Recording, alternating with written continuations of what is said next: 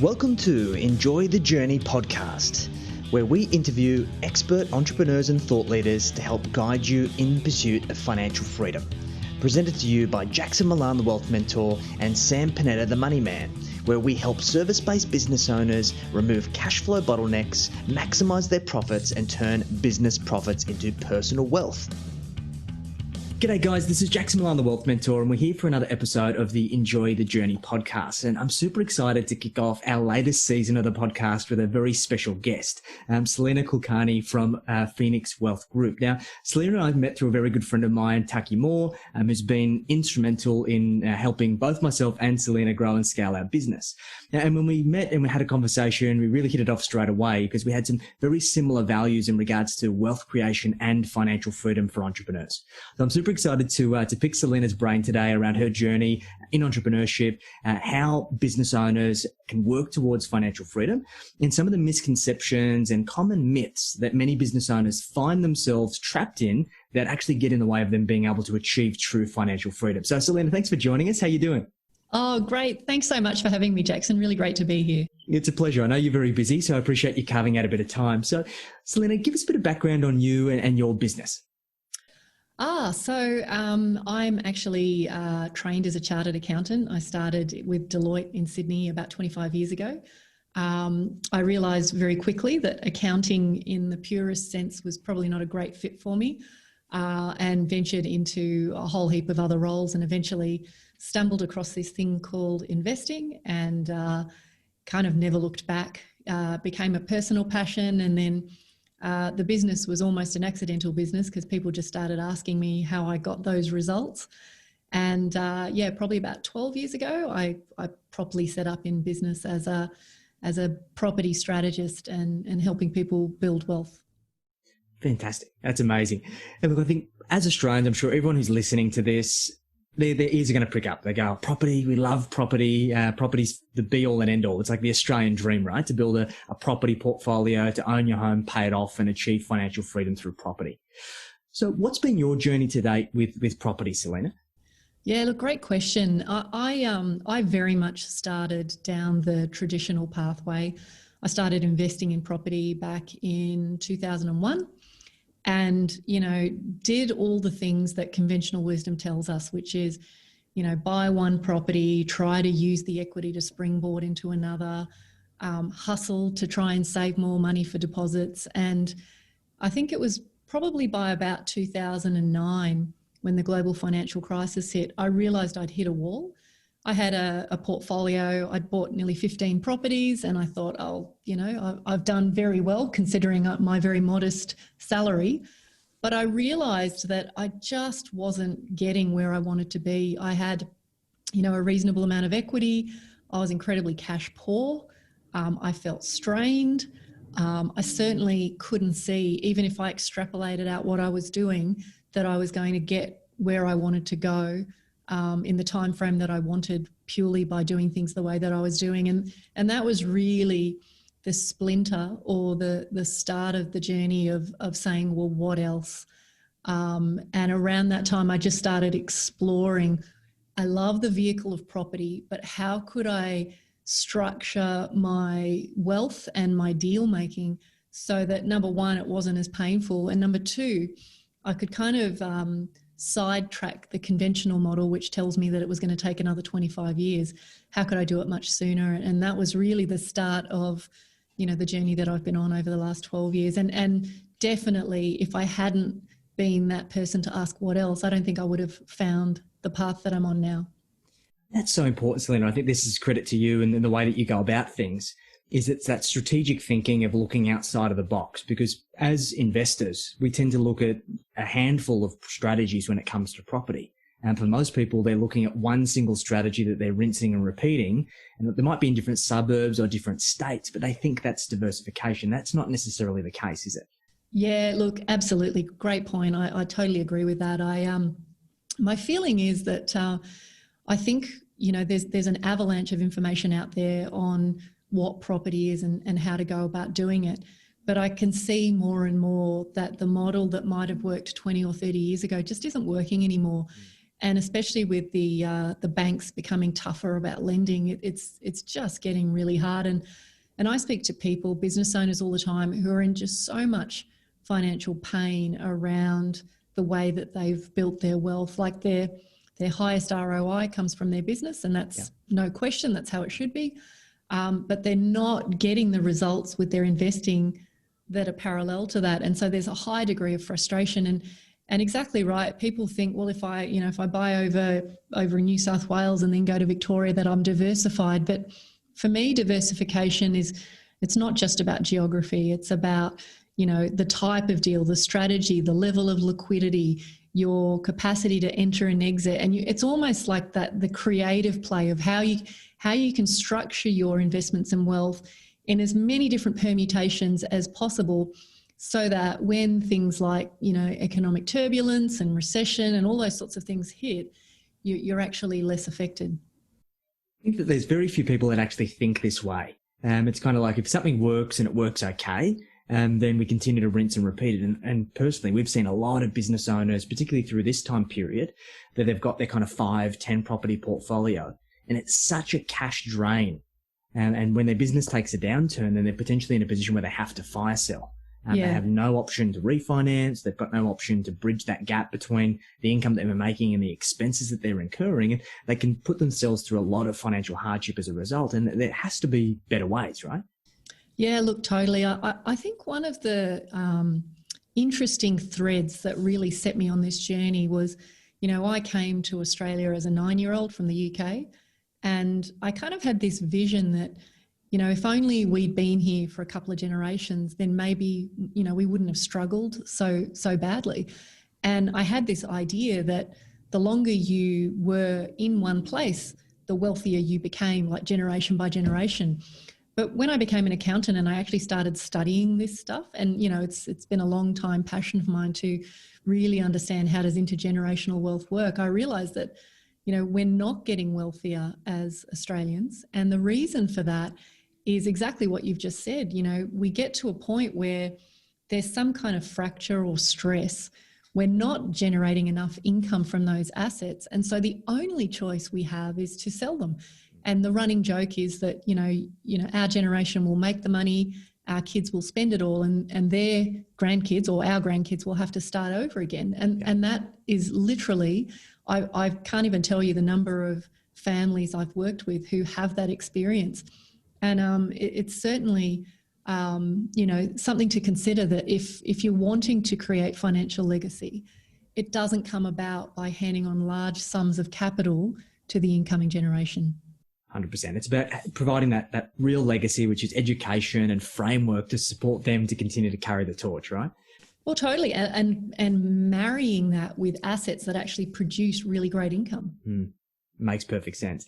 Yeah. So you had that turning point. You're obviously successful in your property portfolio from the outside looking in. You realized that it wasn't serving you, and that long game was just far too long in terms of the time frame that you wanted to make a change and achieve the lifestyle that you wanted. So what did you start looking into, Salena, and then what has that ultimately led you to do since then? Well, I think the first thing that I realized is that in Australia, I think we tend to shun the idea of wanting to be wealthy or create wealth. And, I think I've always been fairly grounded in my motivations around creating money, and it's definitely around the freedom to choose. But I think in tandem with that, I realized that, to generate high returns from your investing, you have to do two things. One is you have to look for opportunities where other people are not looking. And then the second thing is you have to be able to break away from the societal norm, which says that you have to accept a pretty low return on investment when it comes to property and shares.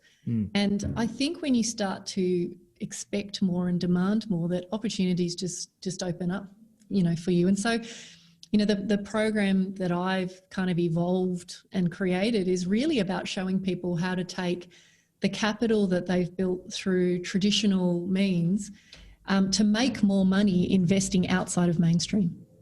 Wow, fantastic, great. So we're talking about people who've got a successful business, they've been able to build some net worth, and they realize that they need to take things to the next level. So being in that position and essentially being able to create that platform, and let's call it that foundation. What are the other options that are out there, Salena? Basically, it's a big world, and there are, the world is full, in my opinion, of undervalued opportunities. So, given I definitely love property as the foundation, but there's lots of strategies out there that are not really mainstream, that are, in my opinion, in some cases safer than regular property investing, which give you the capacity to earn much higher rates of return. So typically here in Australia, if a residential property has a gross yield of 5%, and we tend to focus on the word gross in Australia because that's the only sort of palatable number. Yep. But often net returns are either negative or even if you had no debt on property, it would be somewhere between 1 to 2.5%. Yeah. And in commercial, maybe a couple of percentage points, maybe 2 or 3 percentage points more. But the assets and the investments that I'm pursuing, which are not a replacement for traditional investments, but more of a bolt-on, you can get easily returns of sort of 8 to 15% per annum net, not gross, net, without taking any wild risks. They're just opportunities that are normally reserved for people who I would call the ultra wealthy. But because of the global marketplace now and the way that the world is evolving, they're becoming more and more accessible to average people like you and me. And this is where I think people need to keep their finger on the pulse, right? The things that have always once worked are not always the things that are going to continue to work into the future. And when we talk about these ideas of alternative property strategies or things that are potentially high return but low risk, sometimes we can have some alarm bells that are going off from what we've been taught over the years. So talk us through some of these strategies and how they work, Salena. So yeah, that's a really great comment. Unconventional, it doesn't mean weird and risky. It just means beyond conventional wisdom. And in many of these cases, you are in a position where there's really good downside protection, and you can go in with eyes wide open and you can understand how deals are structured and why your capital is protected.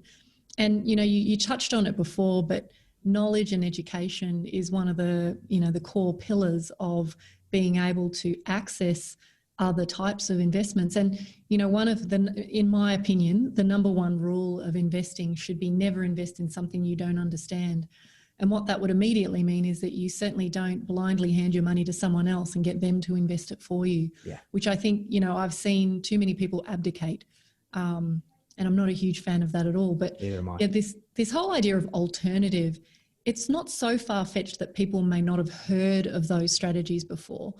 But they're more just, they're not plentiful and so unless you're sort of connected to a network of people who deal in those sorts of strategies on a day-to-day basis, the biggest challenge people have is access. So, we're not talking about, anything too wild. I'm talking, syndications and private funds and lending opportunities and turnkey. And, there's probably about 7 or 8 core strategies, but, they exist here in Australia. We just don't hear about them very often because they are often, vetted through accountants and, very, I think, quiet networks, private networks. Sure. But they exist in plentiful quantities if you're looking in the right place. And I think it's one of those things that most of these strategies are kind of, you have to have money to make money. And it's all about kind of who you know and how do you get connected to them. They're definitely not kind of your retail style strategies where you can just buy a managed fund over the counter with some paperwork. I would add, though, to that, Jackson, I think that's a really good point, that one of the things that really excites me about the alternate space that I play in is the amount of money you need per deal is actually very small. Okay. So sometimes you can start with, deals that are, require $4,000 or $5,000 up to about $100,000. And that just adds another dimension to that concept of diversification. If you've got lots of little buckets of money working for you simultaneously with different deal makers in different geographies, in different assets, in different strategies, then again, you're building that 3-dimensional matrix of how you structure. And this kind of changes the whole traditional idea of what property is as an asset class. So I think when we look at kind of traditional financial planning and wealth management, we look at what are your ways to invest in property. We've got our direct property, we've got residential and commercial. And then we've got our unit trust style kind of property trust, AREIT or IREIT style strategies, where we're investing in listed companies that own property, like your Westfields and your Mirvacs and things like that. And these types of strategies, like look at what happened in the global financial crisis. These were the assets that were impacted the highest. And even through this situation, we've seen AREITs, Australian listed property trusts in Australia, be even more heavily impacted than the ASX and the Australian share market. So it's crazy to think that there are opportunities out there that are outside of these norms and I guess essentially escape these pressures of price movement. Yeah, I love that. I think what you've just said there is really describing the two ends of the spectrum. At one end, in the context of property, at one end of the spectrum, you've got your typical traditional property that we all know and love. And that is a fabulous strategy for building capital. But the problem that we have is over the last 20, 30 years, because so many people want to get their foot in the door, it's become a much more efficient market than it was previously, where, opportunities were dime a dozen. So it's hard. You've got to work so much harder, and the competition is really fierce for good deals. And then down the other end of the spectrum, you've got the REITs, as you pointed out. And the challenge with investing with those guys is your lack of control over what they invest in. And because they're institutional level investors, they can only invest in the mammoth deals, which may or may not give them that, ability to switch and be nimble in the same way that as an individual investor you can be. So I think that's a great point. I think it's really where, as we start to go through our business journey, we get closer to wanting to achieve financial freedom. We need to work out, as we're winning back our time, then where do we allocate that time to be able to manufacture wealth? Because I guess your original point, our best yielding investment is always going to be our business, right? You'd hope so. You'd hope so. Yeah, exactly. And it's about, as a business owner, how do we turn that business profit into personal wealth? And we do so in a way that can help us achieve financial freedom. So let's think about this in the context of the clients that you've worked with, Salena. Talk about the clients who are miles ahead of miles away from financial freedom and those who are really well on track. In your experience, for those business owners who are at that kind of stage where their business is profitable, they're building wealth, how much wealth do you feel that these people really need to be able to achieve true financial freedom in your experience? Yeah, great question. Look, people come to me from all walks of life. Some people have been very successful at building a cash cow with their business, but maybe they're a bit worn out and tired of the hustle. Other people are just young and hungry and see property as the most phenomenal plan B.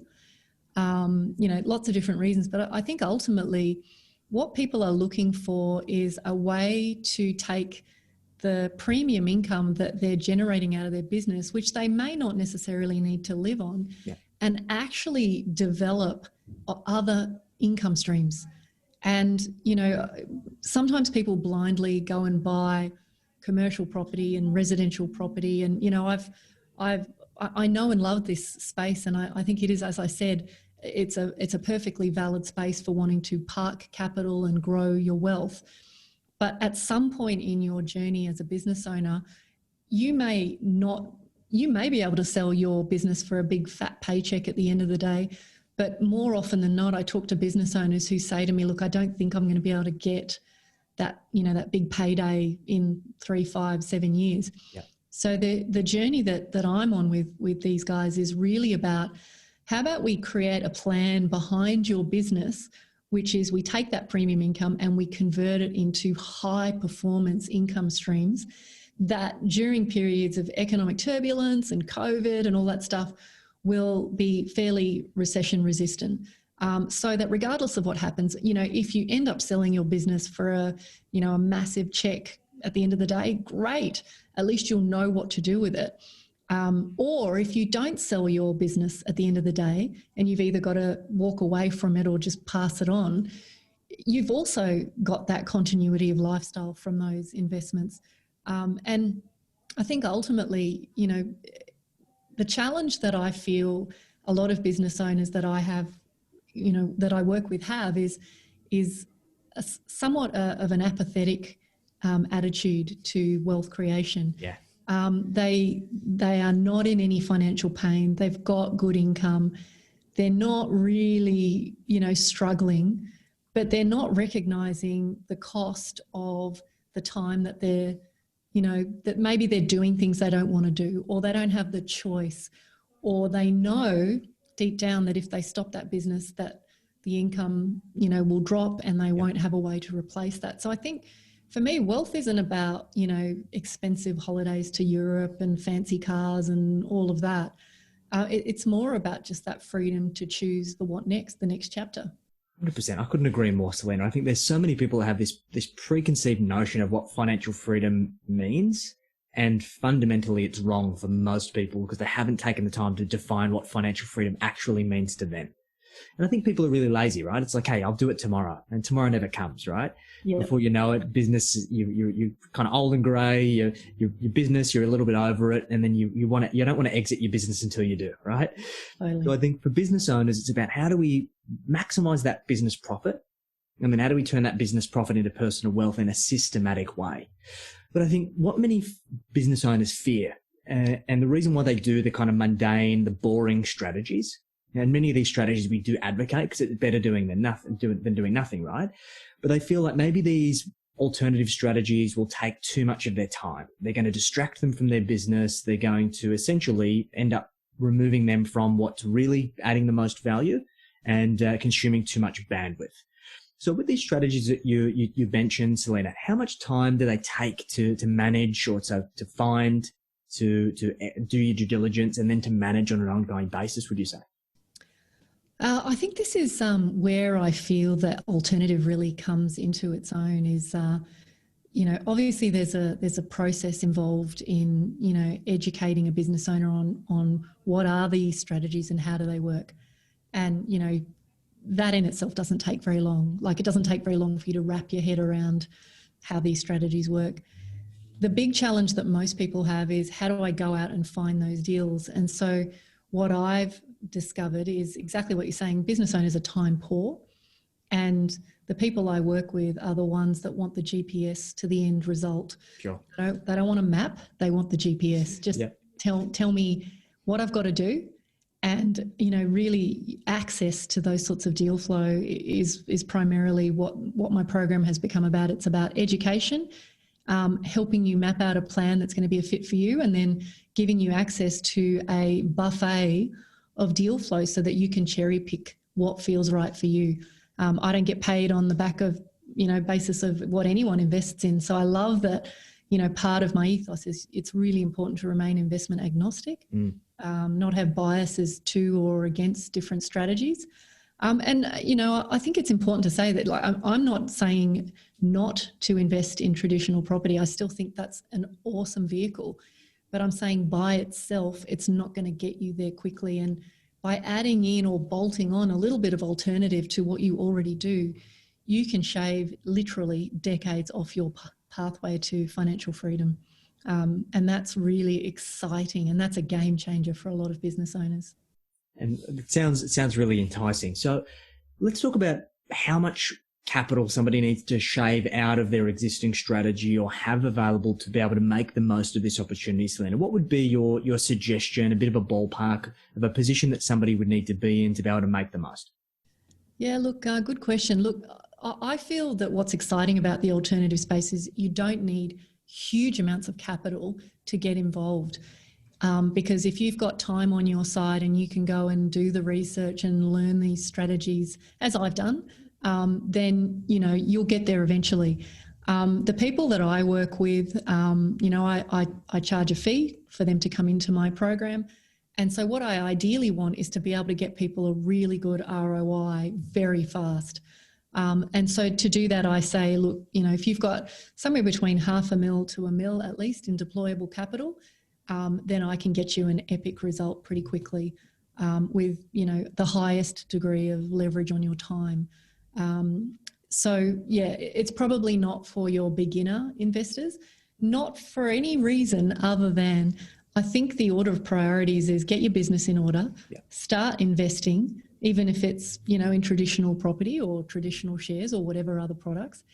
And then when you've got some capital, then I can show people how to make more money by investing outside of mainstream, as I said earlier. Yeah, and I think this is really important. We refer to this as a core satellite strategy. You've got to get your core in order before you start building the satellites, and your original core is your business. Then it's about building your kind of traditional base level finances and investment strategy. And it's about continuing to add layers to that. And I think a lot of people try and go for the kind of sexy and sophisticated stuff straight away. And Yes. sometimes that might not be the best way for them to go. So I think it's important to find the right time to do these things. Absolutely. So let's talk about an ideal client for you, Salena. So we've described a couple of the traits that are, I guess, a requirement for people to be able to get the most out of the work that you do.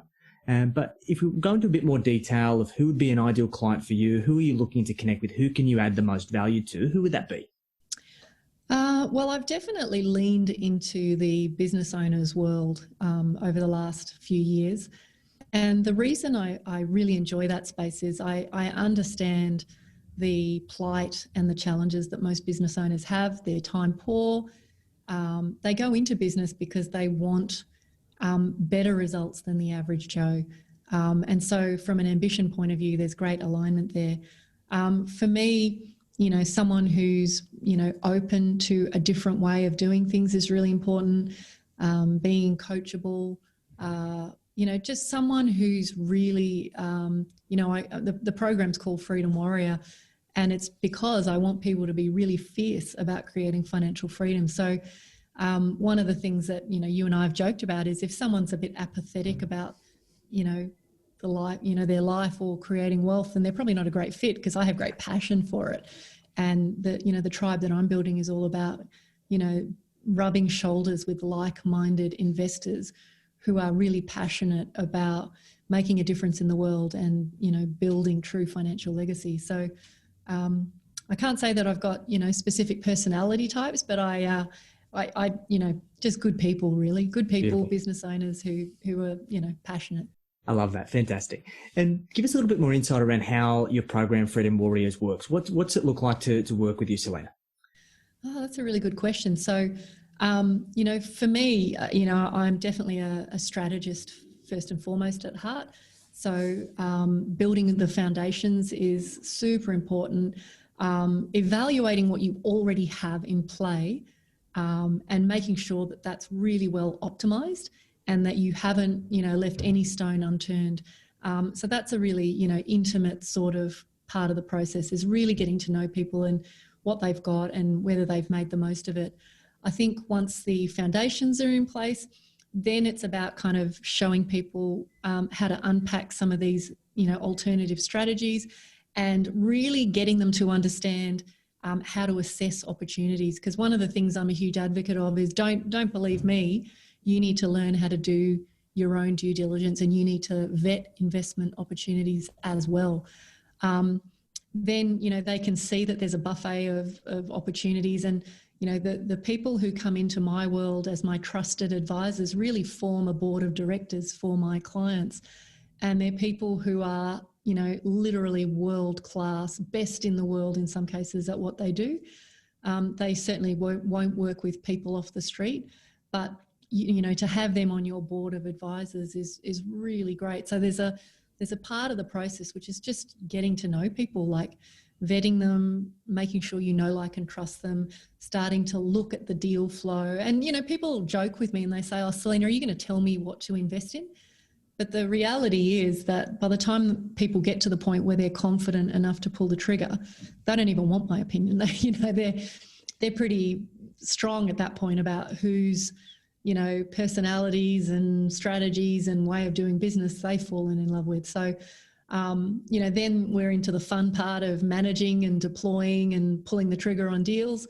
And then finally, I like to talk about, there's a point in time where you've got enough money coming in and it becomes less about pursuing the most aggressive return on investment and really starting to move into a phase of preservation. Like, how do we take what we've got and start thinking about structuring so that when we pass that wealth on or we use that money in the world, it actually has a chance of still being in existence in 100 years' time. Beautiful. Rather than, what we talked about before, which is people liquidating as they go. So that's kind of the journey, is really taking people incrementally through a process which helps them, get their foundations in place, understand the mindset that comes with being super successful, how to be super effective in their investment selection, the knowledge that needs to go with that. And then, the final piece is really the network that you need to support that into the future. Phenomenal. It all sounds great, Salena. So let's sum this all up. We've covered quite a bit of content. So let's say we've got some small business owners who are listening to this podcast. They've taken everything that we've spoken about today. If we had to summarize it in 3 key action items that they can take away to help them push the needle forwards on their wealth journey, what would be the top 3 tips that you could give them? Yeah, look, I think number 1 is really examine what you already have. I think most business owners are busy and stretched, and they don't really look at their investments in capital and examine them under the torch of, are you giving me what I want? Are you performing? We tend to sort of put things in the too hard basket, but I think it's very much old-fashioned wisdom to say you should never sell anything ever. And now more than ever is a time to be looking with some consideration about, are you carrying dead wood? The expression I often use is big fat lazy pandas. High value assets that are basically doing nothing, eating a lot, consuming a lot of time and energy, those sorts of things. And, really think about, if you've got some of these big fat lazy pandas, what can you do about it? So I think number 1, shine the torch on what you've got and look for ways to shake the tree a little bit. The second thing would be, make sure you've got the right structures and mechanisms in place to put aside that premium income. I think one thing a lot of business owners are very guilty of is using their businesses as a personal piggy bank. And, I really encourage people to kind of structure in a way that just puts aside that premium income so that that's something that you want to set aside into the long game for investing. And then third is, I think, educate yourself on what else is out there. I think sometimes business owners can shy away from education because they perceive it to just be opening a can of worms. But I think if you find the right people to support you on your journey, it can still be incredibly leveraged. It's more just a case of, if you don't set aside that time, then you're condemned to take the slow train. And if that's okay by you, then that's okay as well. But for those people who value speed and want to get to their, financial outcomes sooner, then I think you've got to invest in that, that education. Been some phenomenal advice, Salena. I think it's really opened people's minds, hopefully, to the opportunities that are out there. The same old stuff and kind of banging on the same drum over and over again and expecting that you're going to be able to get the same or the result that you really need is not always going to be the best way to go. So we've got to open our minds, open our perspective, and essentially look into the opportunities and do the right due diligence as opposed to going into things blindly. So it's been hugely valuable. I really appreciate your time. And guys, if you've watched and listened to this podcast, if anything we've spoken about resonates with you, please feel free to reach out to Salena. All of her details are in the comments below. Salena, I really appreciate you making the time and looking forward to catching up again soon. Guys, this has been another episode of the Enjoy the Journey podcast, and looking forward to catching you next time.